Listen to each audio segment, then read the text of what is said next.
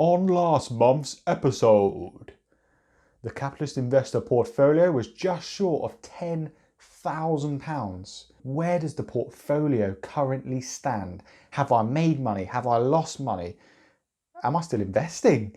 Stay tuned for today's video to find out more.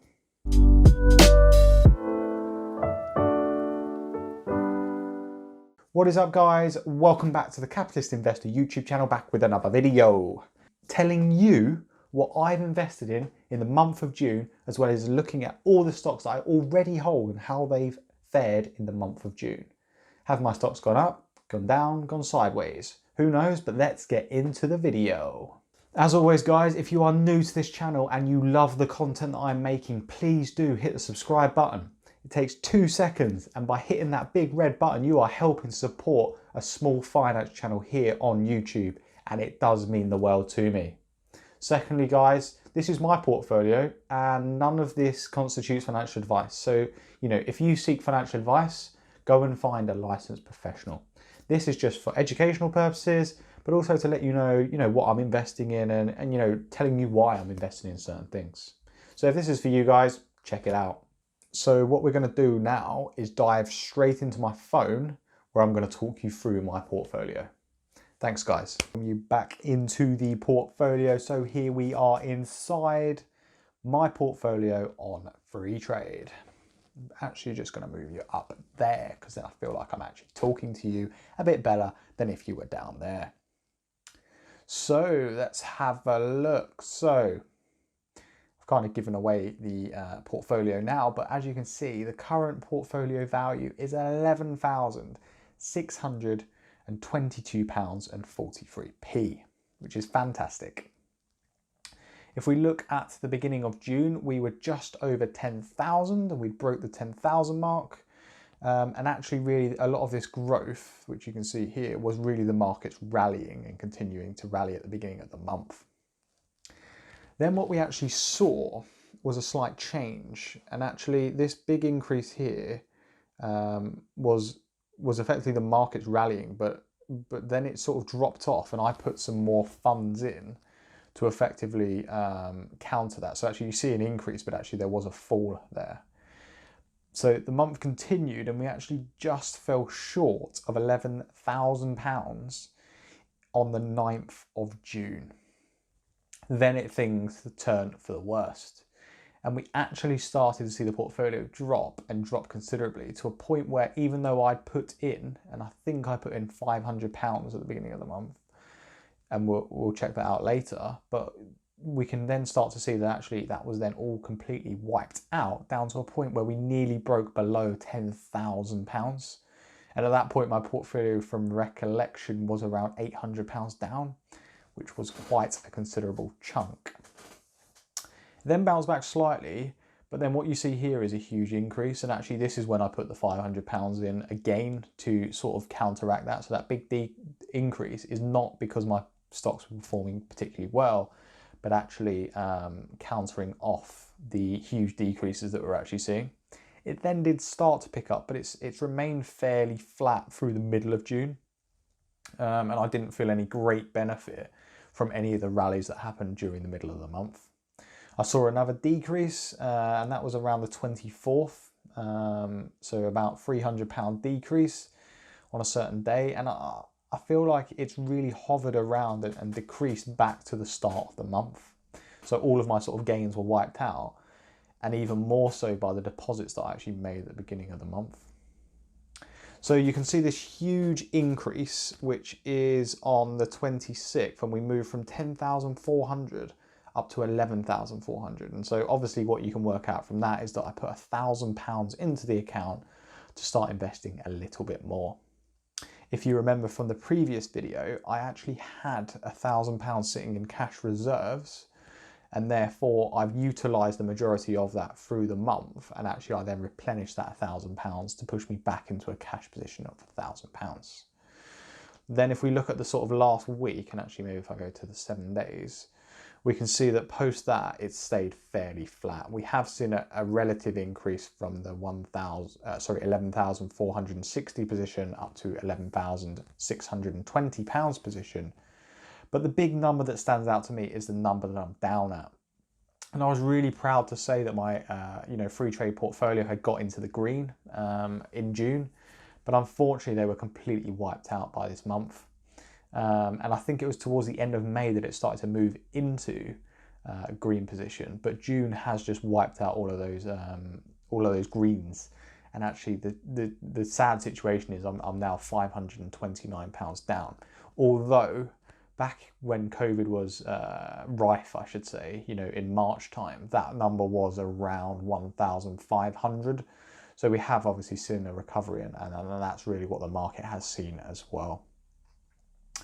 So if we move down to the actual portfolio, I don't want to do it in a similar way to the way I did it last month. I want to talk about more things that I've bought this month, and obviously more of the ones that have had a bigger impact in terms of swings and movements. So Starbucks is still my largest holding, and I want it to continue to be my largest holding. I did add to the position in here throughout the month, and that's really because I just want to build that holding up brick by brick, really. And Starbucks is a personal favourite of mine. A lot of you will know from my recent videos that I'm a big fan of indexes, and that is one thing I really have sort of, I guess, from doing more research, getting to know the YouTube community, really have grown to like.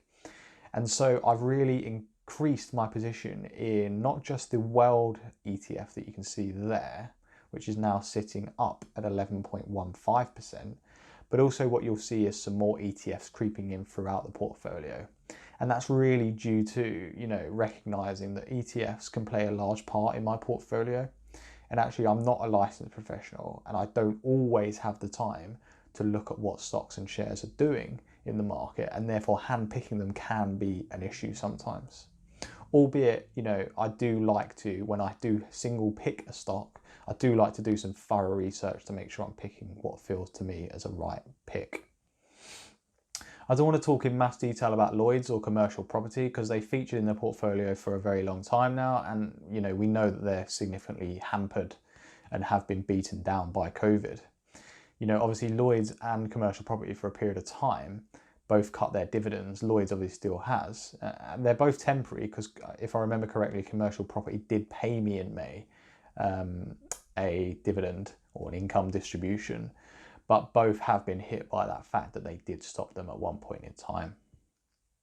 What I have done, and what I will say on those, is I have dollar costed down into them, so I have put a little bit more money into them. I'm probably going to do it a little bit more. I'm trying not to do too much. I don't really want to expose myself too much to those stocks because I think they're more risky than they are likely to bounce back up straight away. So putting money into them is more risky because there could be a lot more downside to them. So we carry on through the portfolio. We can see that UK dividend is now my fifth, I believe. Yep, fifth largest holding. And I did add to the position in that, and I will continue to because that's actually down, so I can dollar cost into that. And that is an ETF that I really do like. And actually, if you checked out my ETF top 20 ETFs on FREETRADE, you'll know that one is a really good one in terms of the dividends that it holds, but also the low expense ratio that you can get from it.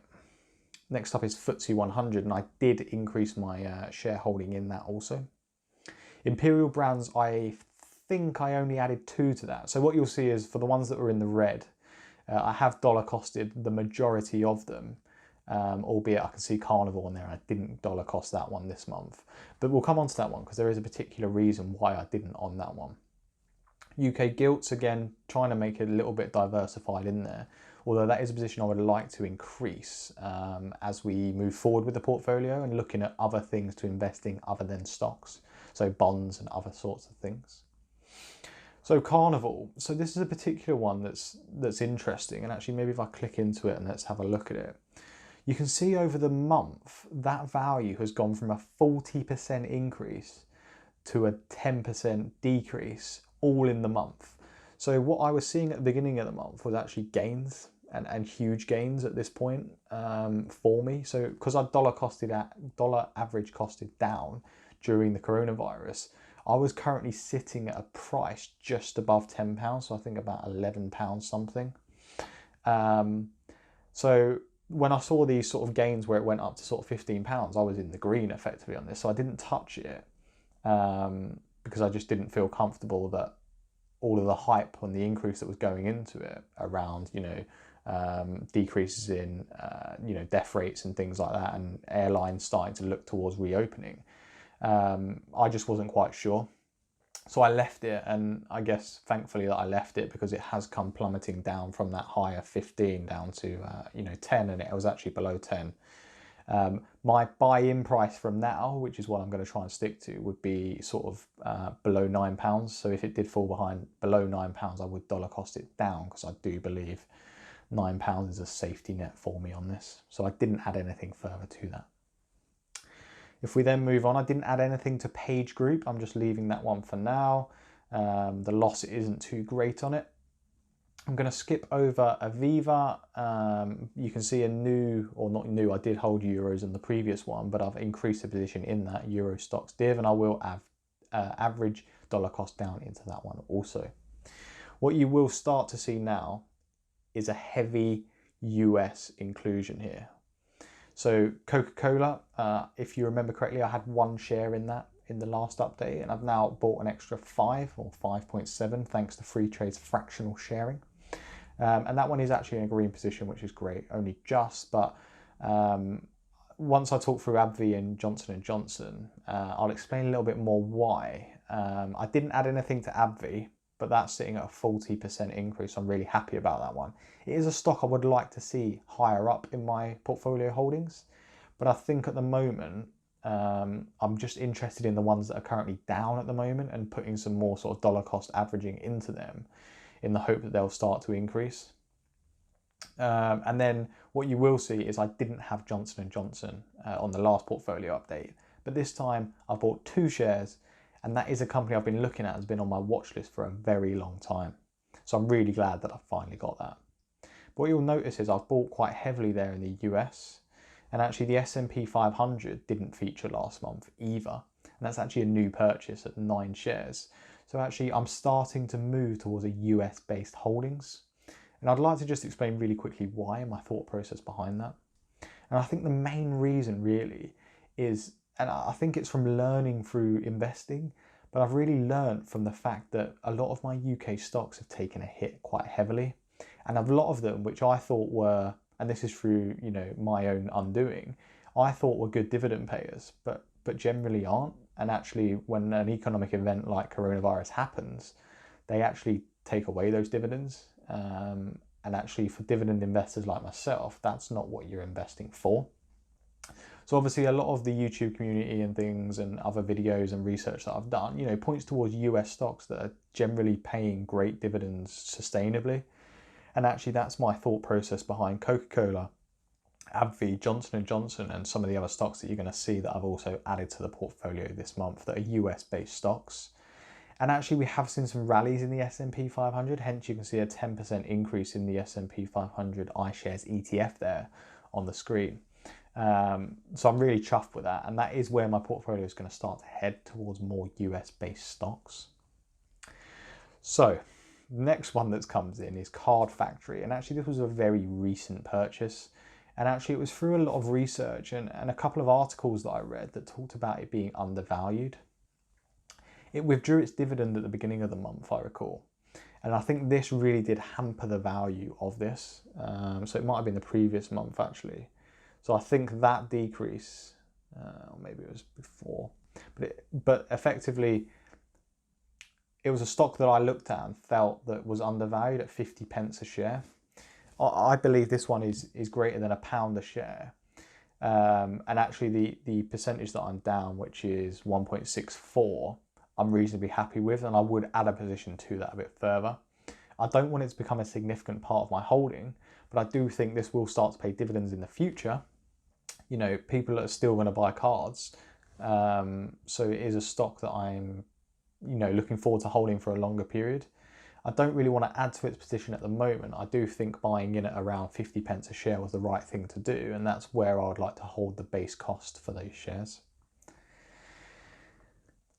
So then we can see Robo Global, I didn't really touch this month, but what you will see is AT&T, which I had 1 share, I believe, in the prior month, but this month I've now got 8.5. And again, that's really coming back to the US discussion that I was mentioning just previously. FTSE 250, I can't remember if this was a purchase. So I did have 4 shares in April, and then I added a further 3 in June. And that's really ETF driven. I want to increase my ETFs and I want to increase my US dividend holdings to sort of, I guess, diversify the portfolio a bit more, but also be a bit more safer in what I'm doing at the moment. City of London was a purchase that I made in May, so it was sat there and it's continued to do reasonably well. So we're still up 5% on that one, so reasonably happy. National Grid is my sort of safe haven for the UK stocks. So I'm really happy with that one. It's up just short of 10%, so happy with that. Virgin Money falls into the Lloyds Bank group in terms of banks that are causing me problems. But I don't really want to get rid of it, but I'm not going to average down into it either. I'm just going to leave that one to sit. Hopefully better things are to come for Virgin Money, but who knows. Then we can see some more US stocks creeping in. I didn't mean to click on Vodafone there, but you can see Visa, McDonald's and 3M are 3 of the new stocks that I've added to my portfolio. All 3 great US holdings, I believe.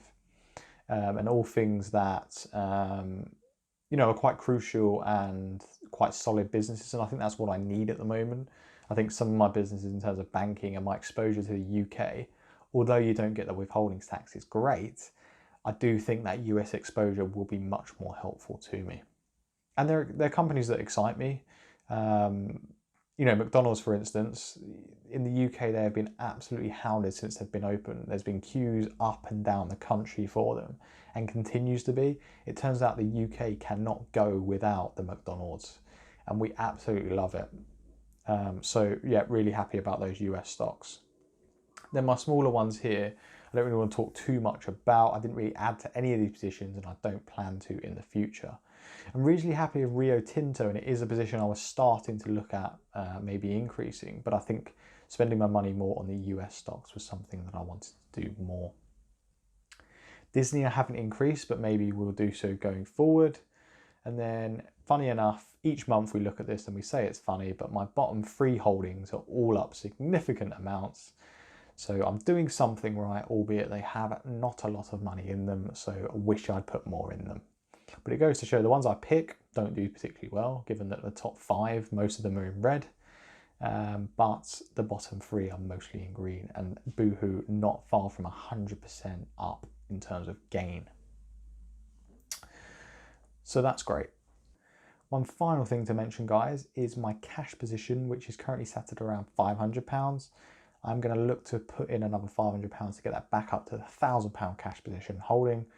And that's clearly, well, not clearly, but that's my ideal cash holding at this point, and has been for the last several months. And it's really just in case there's any huge decreases in the market that I can take advantage of some value picks. So if we just flick onto my insights, we can have a quick look at sort of my holdings, and we can see that obviously ETFs, trusts and cash do make up the significant portion of my holding. 43.7% to be exact. We've then got food and drink that's now 14.3%, which is significantly up from last time because finance was the significant holding in the previous time. And that's down to, you know, all the stuff that I'm currently holding within there. You know, banking things such as Lloyds, etc. that I'm holding. Obviously Starbucks increasing position as well as McDonald's that are being added into it has obviously meant that food and drinks has now taken over that. But that's a healthy portion there. Consumer goods at 10.8% is not too shabby for me either. Travel's one that I'm not particularly too, you know, I wouldn't go too bullish on. So 3% is not too bad a holding. And actually having a little bit of a lot of stuff is good. And obviously ETFs is the main thing that I want to hold.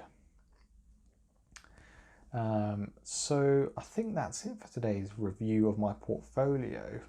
Before I sign off, I'm going to come off the phone and then quickly talk to you for the final part of the wrap up of the video. Obviously, guys, I've not talked about the dividends that I received in June, and therefore there will be a separate video to explain the dividends that I did receive in the month of June. Thanks, guys. See you on the other side. So I'm really pleased with how the portfolio is finally coming along. I feel like my strategy that I've started when I first started investing has changed and developed, and I think that's thanks to the YouTube community that's there, but also my understanding of, economics, but also, living through, I guess, a market crash. And this is the first time I've invested through a market crash. And I think actually understanding that and understanding what happens when you get to the other side of it is really, really helpful. And it's changed the way I think about investing. And I hope you guys have got a lot out of this video, because I certainly have upon reflection of where my portfolio is heading. I'm really pleased to see that we've broken the 11,000 mark. And, in terms of holding some cash, my cash portion has decreased slightly, although I will be making some more deposits in the near future to bring that back up. I do feel like there is still some stocks out there that you guys can go out there and get at a reasonable value. That's it really for today's video, guys. I hope you've enjoyed it. I really have. Let me know in the comments below. Do you like some of my new buys? Are you not too keen on some? Give me some help in terms of where you think the portfolio should go next. But most importantly, guys, just interact with me and let me know what your thoughts are. I've been the Capitalist Investor, guys. You've been YouTube. And until next time, peace!